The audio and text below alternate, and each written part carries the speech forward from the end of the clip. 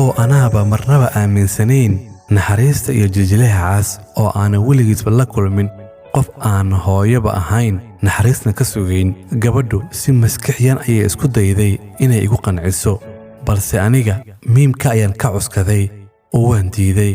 Si codsi ah ayay iigu tiri, kaalay aan duntan kugu taagan kaa jaro walba haddaad baxayside. Anigana waxaanba ka baqayaa in haddii aan u dhawaadoba ay intay i qabato ay dhulka igu rafiso kadibna ay i xirto. Markay igu tiri kaalay aan dunta kaa jaree ayaan taabtay madaxayga meesha dunta laga sheegayo, mise waxaaba ku taxan dun waaweyn.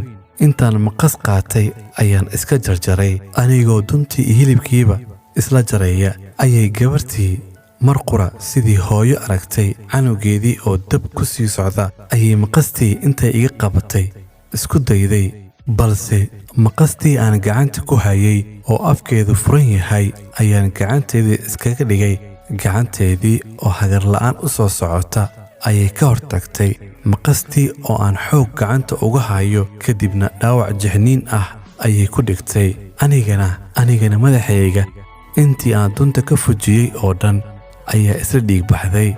Kadibna iyadoo dhiiggeedu socdo ayay isku dayday inay keyga joojiso, waxayna ii keentay faashado iyo naastaro ama sharooto. Laakiin anigu waxaan go'aansaday inaan isaga tago meesha. Gabadhii markii ay ka quusatay aniga dhiigayga baxaya in ay joojiso, waxay u yeertay gabar kale oo kalkaaliso ahayd, taasoo iyana qayb dambe ee guriga ku jirtay, balse way soo raaci weysay. Gabadhiina dhaawacii aan u geystay ayaa aad u dhiig baxay.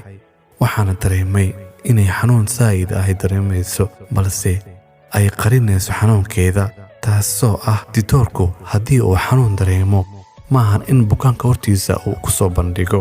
Anoo arrintii la yaaban ayay gabadhii indhaheedu ilmo soo dhaaftay markay aragtay anigoo aad u dhiig baxaya, shaatigii aan watayna uu wada dhiig noqday.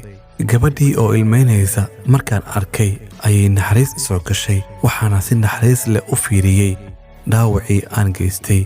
Kadib ayay intii kursigii bukaanka ii dhigtay ayna kan ditoorka soo qaadatay ayay iigu tiri, abbo wakaale halkaan sharootada iiga duub, iyadoo si naxariis leh u dhahaysa. Markaas ayaan agteeda intaan fariistay isku dayay inaan ayadana dhaawaca ka dhayo, iyadoona ay diintii iyo suufkii ayay ii kala tilmaantay, midba sida loo isticmaalo iyo goorta la isticmaalo. Si fudud ayaan u dhayay. Markaas ayay igu tiri, kaalay adna dhiigga aan kaa joojiyo sidii adiga aad iiga joojisay oo kaleete. La soco qayb 7.